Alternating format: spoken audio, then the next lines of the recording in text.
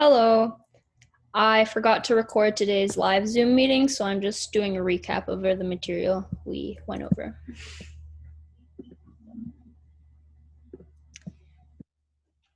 National Park Service Day 2.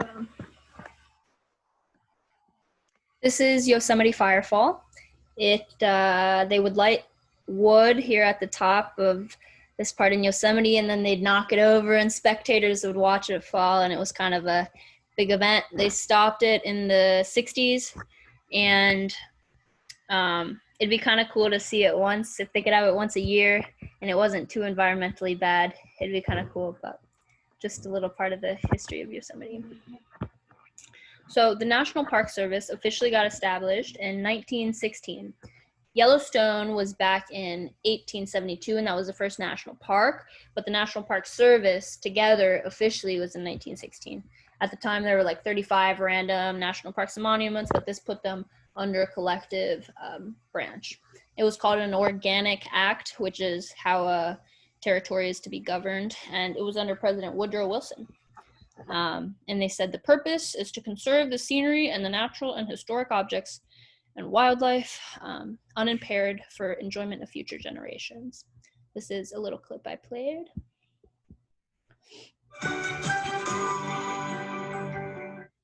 Remember, the first time I arrived in Yellowstone, I got off the bus right outside the north entrance where there's that wonderful stone arch that says, for the benefit and enjoyment of the people. It doesn't say for the benefit and enjoyment of some of the people or a few of the people. It says all of the people. And for me, that meant democracy. And for me, that meant I was welcome. And I stepped outside, and as I was stepping down under the ground, there was a bison, a 2,000-pound animal walking by. And there was no one else around it. The bison was just strolling by. And I looked up at the driver and I said, does this happen all the time? And he looked at me and said, all the time. And I said to myself, Go back. This was just some of the wording that they said when they established the national park. It said how much the salary, the director of the Department of the Interior for the national park was going to be. It said its purpose, and it also explained like cooperation with other branches like the agriculture, Department of Agriculture. And they said it was also okay to cut trees in case attacks of insects or diseases.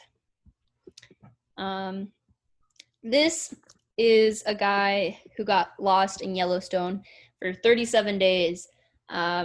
Seemed kind of like a knucklehead to me, but I just found it interesting.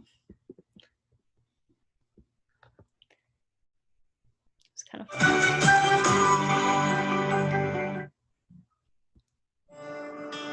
On the day that I found myself separated from my company, our course had been impeded by the dense growth of the pine forest. As separations like this had frequently occurred, it gave me no alarm, and I rode on in the direction which I supposed had been taken until darkness overtook me. I selected a spot for comfortable repose, picketed my horse, built a fire, and went to sleep. At first, Evarts thought his separation from the expedition would be a momentary inconvenience. On the second day, his horse ran away, taking with it his guns, blankets, fishing tackle, and matches. Everything but the clothes on his back, a small opera glass, and 2 knives, which the hapless Evarts promptly managed to lose in the underbrush. I realized I was lost. Then came a crushing sense of destitution. No food, no fire, no means to procure either. Alone in an unexplored wilderness, 150 miles from the nearest human abode, surrounded by wild beasts and famishing with hunger. He didn't have any matches. All he had was an opera glass, and it took him quite a while to figure out he could make a fire with the opera glass. Then he finally figured out that if it's not sunny, I can't start a fire. So he learned that he had to keep a stick burning. So you can imagine him stumbling around midday with a burning stick, emaciated. I mean, this was not John Muir in ecstasy becoming one with nature. This was a horrific ordeal for a poor guy who just got lost at the wrong time. He wandered for days, vainly searching for his friends or any sign of their trail. Did the region and saturated his clothes. Found refuge for a week, huddling day and night against the warm ground of one of the thermal features. I was enveloped in a perpetual steam bath. At first, this was barely preferable to the storm, but I soon became accustomed to it. And before I left, though thoroughly parboiled, actually enjoyed it. At another hot spring, Everett's broke through the thin crust of earth, and his hip was severely scalded by steam. Stone Plateau. On October 16th, 37 days after being separated from the expedition, Everett's was found, crawling along a hillside. His starvation diet of thistle roots had reduced him to a mere 50 pounds. The scalded flesh on his thighs was blackened. So just kind of crazy. And he goes back and writes about it, and it's a big seller. But it just kind of shows that nobody really wanted to like live in Yellowstone. It's a harsh climate, and it can be intense if you're not prepared. So Acadia was the first Eastern National Park. The rest that we've talked about have kind of been in the West, like Yellowstone and Yosemite and Crater Lake, but Acadia is the first one on the East.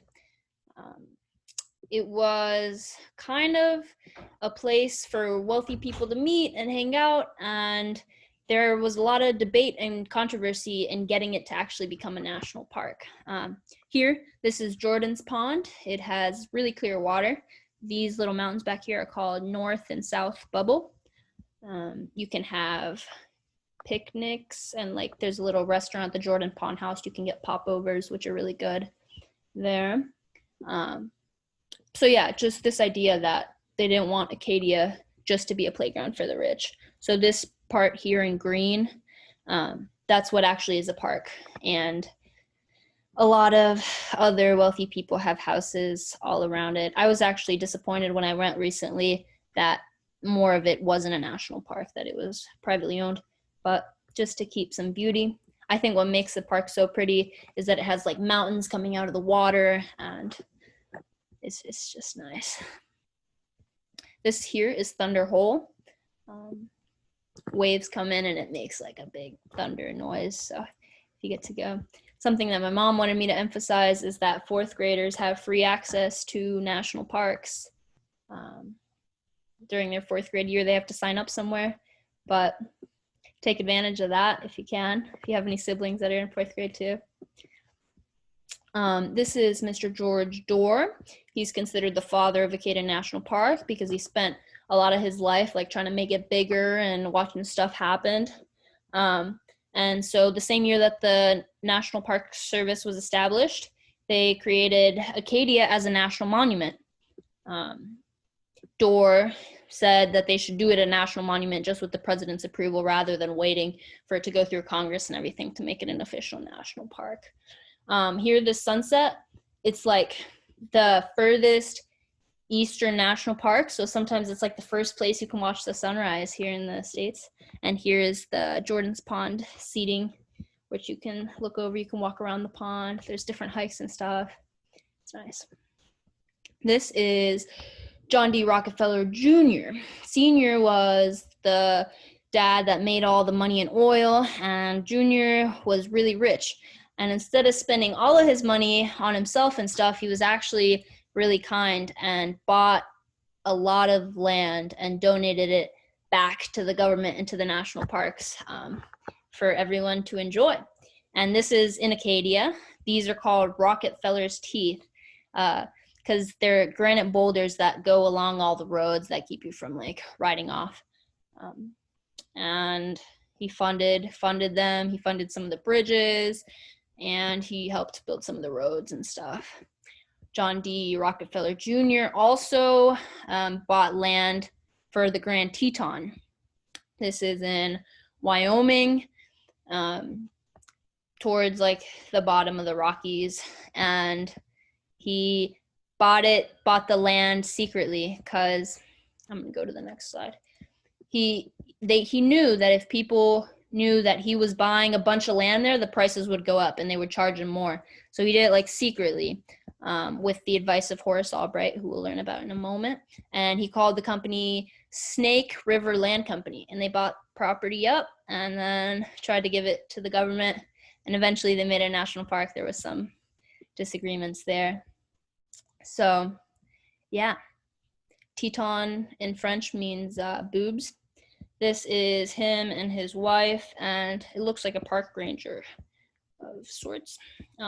Rockefeller Jr. also bought land to expand Mesa Verde, Great Smoky Mountains, Yosemite, and Shenandoah National Park. This is when the Grand Tetons was actually dedicated in 1929, and this is the only airport inside a national park. It's pretty busy. This area, as you can probably tell, is a pretty fancy, rich area, but it's nice if you ever get to go. So Stephen Mather was a guy around this time who had money, and he was likable, and he was a businessman. He had a lot of friends who had money, and he was never in like a president himself or anything, but he still got a lot done by putting pressure.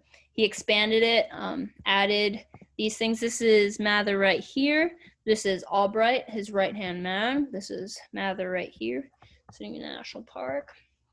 So Mather, this guy, Stephen Mather, he met Muir on a hike in 1912 when he went to Sequoia, and then he went back later, and he didn't really like how the parks were doing. So he began to connect all the collection of national parks loosely associated and wanted to make one federal agency just devoted to them, the National Park Service. So he got it solidified with the bureaucracy, and he used his wealth and political connections, like he knew people, to take the national park to a whole new level. He paid some of the salaries for workers out of his own pocket. He bought some of the land, and he convinced his friends to buy land.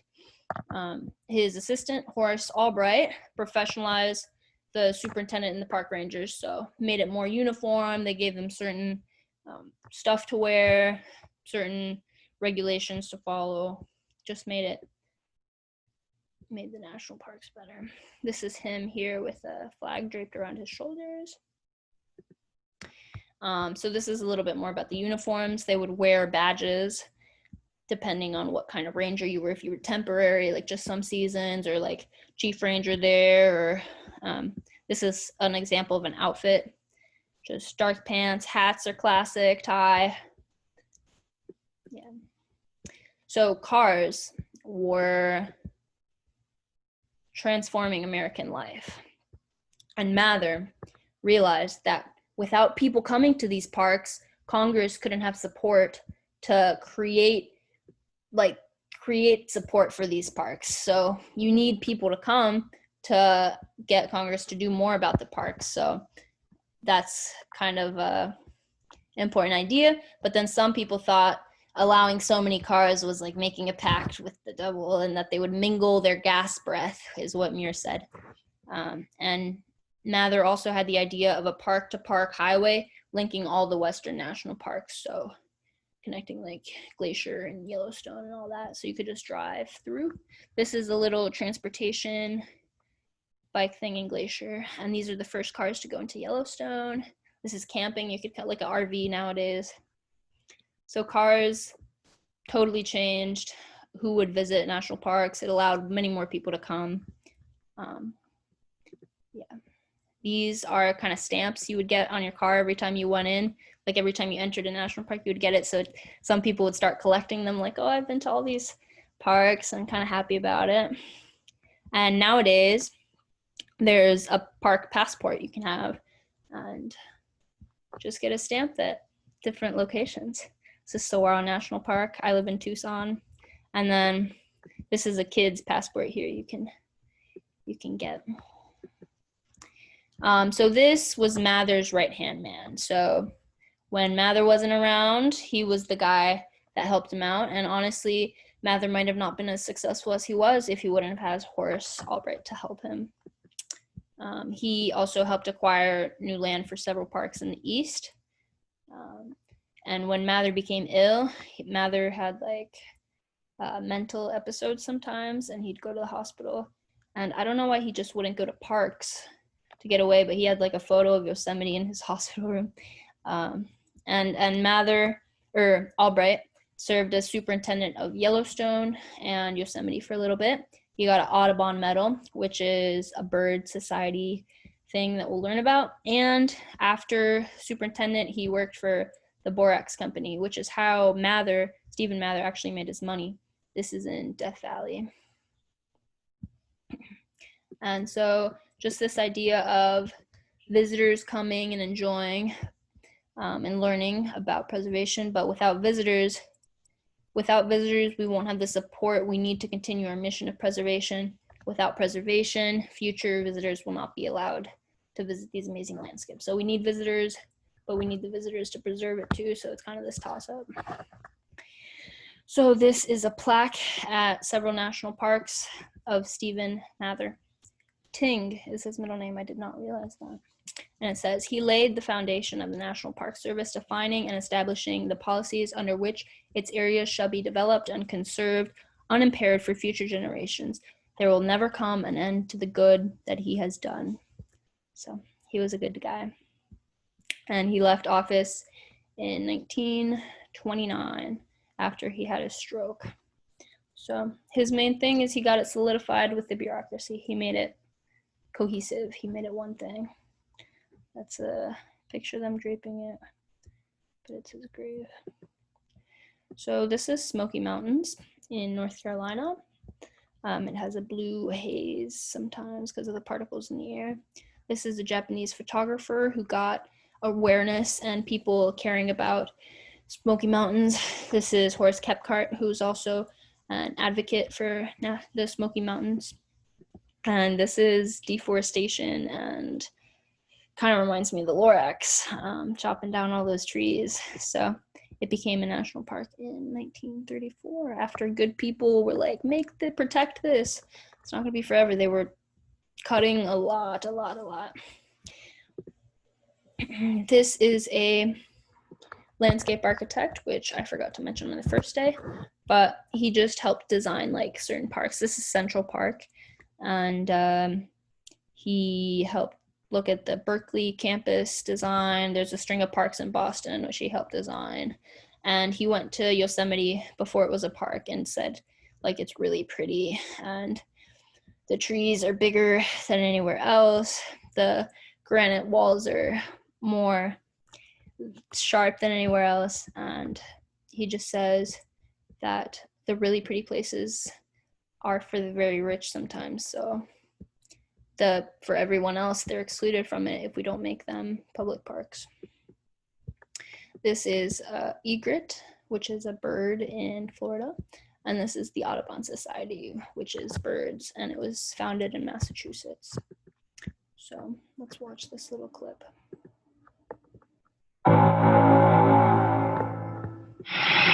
The wildlife also came under attack, literally, around the turn of the last century.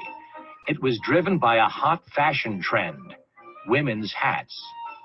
There was a buildup going on from the mid-1800s up until the late 1890s, where there was a more accessibility for the middle class to purchase hats and accessories, and because there was an economic growth happening. So milliners were increasing. By the turn of the century, there were about 83,000 milliners in our country. Milliners make women's hats. A hat reflected a woman's status in society, and a hat adorned with feathers became the ultimate status symbol. Some feathers were much more expensive, so yes, and the more feathers you had, the more status symbol it was. And hence, that's why the middle class was doing that. It was making them look like they had more money, which is no different from what's been going on nowadays. As the demand for bird feathers increased, so too did the price of feathers. Ornamental feathers fetched $32 an ounce in 1903, or nearly twice their weight in gold. The price of feathers eventually rose to $80 an ounce. There were no laws to protect wildlife, so many hundreds of millions of birds were plundered by so-called plume hunters. Egret feathers were the most highly prized. You were not properly dressed as a woman without feathers emerging from your hat. It got to be so outrageous that egrets were stuffed and actually surrounded a hat, a full egret. For many years, no one questioned the source of the feathers, and there was no mass media or internet to shed light on how those feathers were obtained. But eventually, some women's magazines began writing about them. When the attention started happening towards that, and people started picking up and saying, what's going on? Are animals being killed? The general public still didn't know, but the milliners wanted people to think that everything was okay, and they were telling people, oh, we're taking the molten feathers. Oh, we're taking the ones that are falling off, and we're taking them from the bottom of the rookeries. Well, of course that wasn't really happening, because the ones that fell off, the molten feathers, were not so nice. A rookery is a breeding ground for birds, usually high up in a large tree. Some rookeries could hold as many as 500 birds or more. The Everglades are home to the great egret and snowy egret, but the craving for their feathers nearly resulted in their extinction, as well as other species of birds. And I'm not sure we fully grasp today what taking one piece of the food chain out of that chain does to the remainder of it, but it clearly has a domino effect. Mm-hmm. And what we can say with certainty that over 100 years ago, about 120, 130 years ago, during this period of hunting of bird species, there were so many birds and so many species involved that it disrupted the entire ecosystem from top to bottom. Eventually, people began to take notice, particularly after news reached them about the murder of a Florida game warden who was shot to death by a plume hunter. A group of society women in Boston became particularly outraged by his murder. That group of women grew into the Audubon Society. The Audubon Society movement to stop the killing of the birds and to slow down the feathers, that started slowing things down. People started realizing, they started getting the word out. Little Audubon societies started, popping up all over the country from these society women having their teas and spreading the word, and they were getting their husbands to get involved, and it really started moving. The Audubon Societies put pressure on the New York State Legislature, which passed the Audubon Plumage Bill in 1911. That law made it illegal to sell native bird plumes. So that's that. The CCC was a group during the Great Depression in the 30s that would work and have a place to live and have food and could send a little bit of money back home during the Depression. Parks would not be the same without them. They created a lot of campsites, trails, dams, amphitheaters, and other structures. This is their camp when they were in Rocky Mountain National Park, and this is them drying out their laundry in Glacier National Park. It employed 250,000 people, which is a lot for back then as well, population numbers, and they were 18 to 25-year-olds. They planted 3 billion trees and constructed a lot of trails, and during only 9 years that it was around. Here they were pruning infected trees, and here they were quarrying stone from Door Mountain, which is in Acadia, because we learned about Door. And they were building steps, they built bridges. They just have a huge effect on the park systems we know. I didn't play this video during class. I might do it a different day. Photography also gets more popular during this time. Ansel Adams is a big guy in 1941.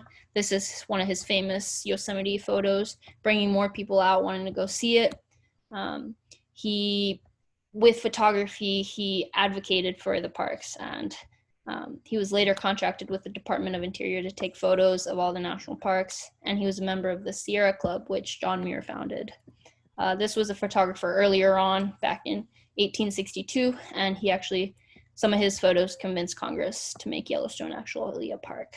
And he was a member of the Geological Survey, which takes surveys of different sites, different things that are happening within the ground, and plants and compositions. So these are some of the parks we've studied so far. We've looked at Yellowstone, which was the first one, up here, comprising Montana, Idaho, and Wyoming. Today we talked about Grand Teton and Rockefeller's influence on it. Crater Lake in South Central Oregon. Acadia today, and all the way on the east. And we just watched the video about the birds being taken in the Everglades. We looked at Mesa Verde on the first day, where they were stealing archaeological facts, and Teddy Roosevelt protected it with the Antiquities Act. The Petrified Forest, Yosemite in California, Sequoia, Death Valley, where they were getting the borax, where Mather made his money. And we'll learn about Alaska later. Jimmy Carter had a lot of influence there. And then we played a Kahoot game. I sent a link in the Ed website we use. It was pretty fun. I will try and get a prize for the winners who won. And that was it. I'm gonna have a park ranger come and talk to us for Saturday's class. So, thank you for watching.